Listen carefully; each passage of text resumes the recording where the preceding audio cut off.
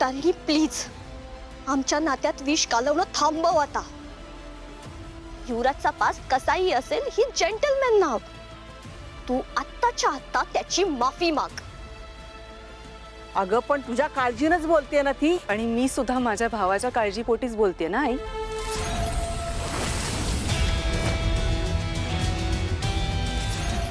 Tarini sorry म्हण. नाही,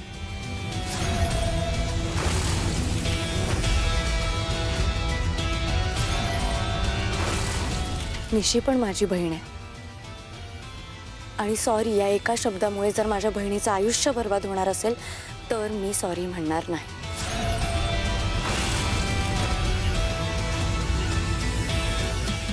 जोपर्यंत माझी खात्री पटत नाही की युवराज बदललाय तोपर्यंत मी त्याची माफी मागणार नाही.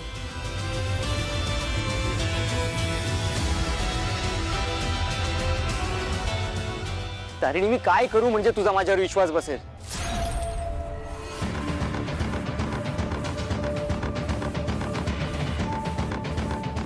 मी तुझी माफी मागितली. मी काय करू अजून? तुला मला कुठली शिक्षा द्यायची आहे का तर दे, मी ती भोगायला तयार आहे. खरंच सांगतोय.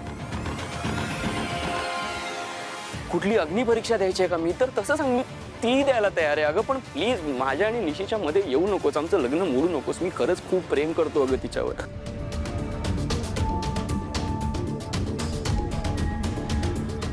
मी खरंच सुधारलोय. मी आता कुठला पुरावा देऊ म्हणजे तुला पटेल? की तुझ्याकडे कुठला पुरावा आहे का? तर तसं तसं दे, दाखव सगळ्यांना. आहे का मी अजूनही तसाच वागतोय? मी तसाच बिघडलेला आहे याचा कुठला पुरावा आहे का? तर तसा द्यावा तिने.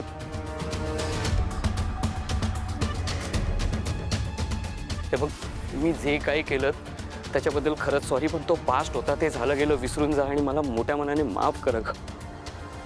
सांग ना मी काय करू तुला पटवून द्यायला? हा काय करू? मी पाया पडू तुझे? हा पायावर नाक घासू का तुझ्या? युवराज, यू आर नॉट डुईंग दिस.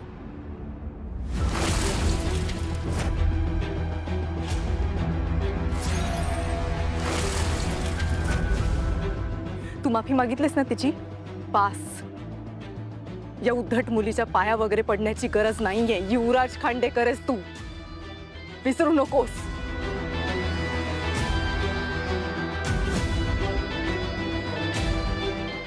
चल. हिच्यासाठी नाही ताई, निशीसाठी. युवराज चल चल चल. हो ताई ऐका ना, आम्ही माफी मागतो. हो, एक वेळ. ताई ऐका ना. प्लीज तुला प्रूव्ह करायची काहीच गरज नाहीये. या अशा 1000 तारिणी आल्या ना तरी आपलं लग्न नाही मोडू शकणार. प्लीज मम्मा मम्मा. हे बघा, तुम्ही असं चिडू नका. आपली सोयरीक जुळतीये. अहो तारिणीच्या चुकीची शिक्षा निशीला नका देऊ. मी कोणालाही शिक्षा देत नाहीये आणि तुम्हा कोणालाही माफी मागायची गरज नाहीये. प्लीज.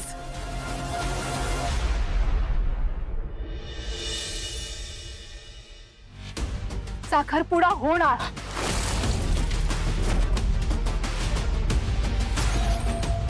इथेच होणार, परवा होणार.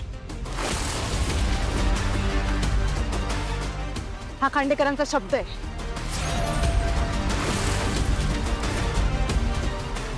पण माझी एक अट आहे. त्याआधी तारिणीला युवराजची माफी मागावी लागेल, नाही तर साखरपुडा होणार नाही.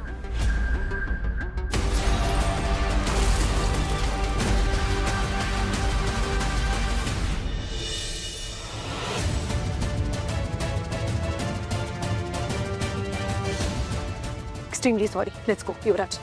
युवी मम्मा प्लीज सांग ना, समजाव ना आपल्याला. मम्मा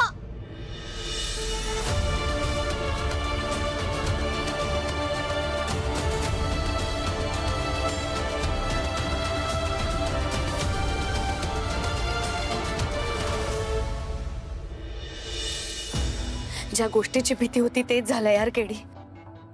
निशीचा नवरा तो युवी युवी युवी म्हणजे युवराज खांडेकर आहे. युवराज खांडेकर?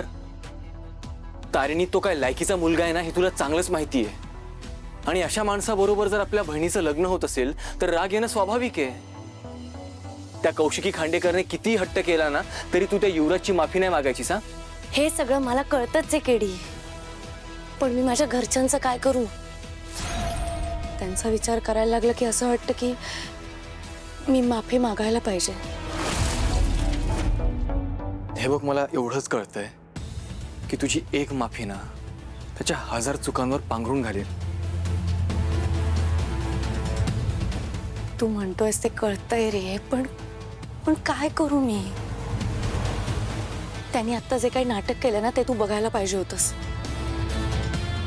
सगळ्यांच्या दृष्टिकोनातून तो बरोबर आणि मी चुकीची होते.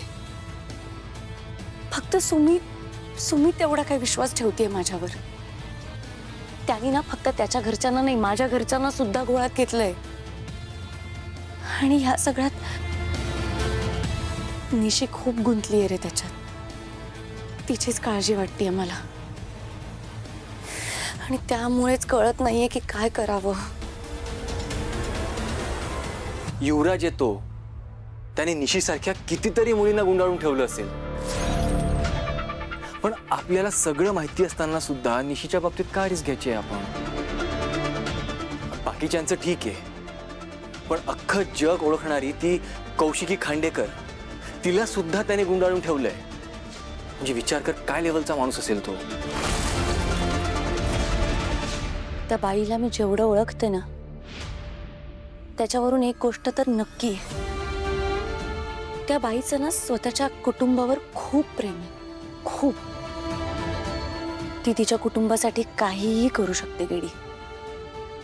त्या प्रेमापोटी ना त्याचा खरा चेहरा तिला माहीतच नाहीये. मी तुला सांगते गेडी, एक दिवस हा युवराज आणि मला रस्त्यात भेटलेली त्यांची ती उद्धट बहीण, हे दोघं मिळून ना कौशिकी मॅडमचा घात करतील. अरे ते काहीही असू दे, पण तू युवराजची माफी नाही मागायचीस.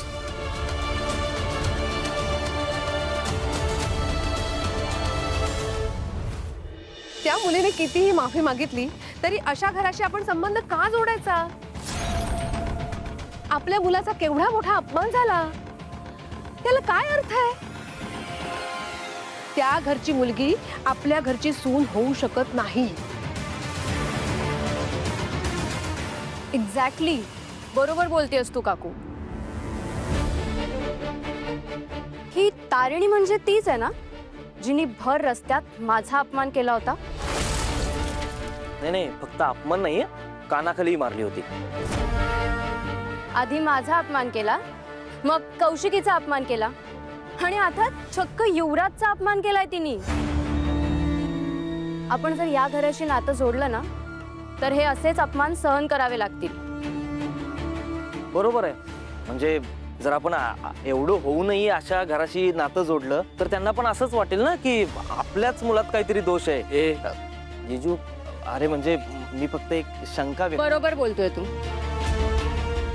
त्यापेक्षा आपण आहे ना खांडेकरांच्या स्टेटसला शोभेल अशी एखादी हायली क्वालिफाईड आणि सुंदर मुलगी बघायला हवी. आणि खांडेकरांचा मुलगा आहे म्हटल्यावर हजारो मुली तयार होतील. ईशा, निशी सुंदरही आहे आणि क्वालिफाईडही आहे.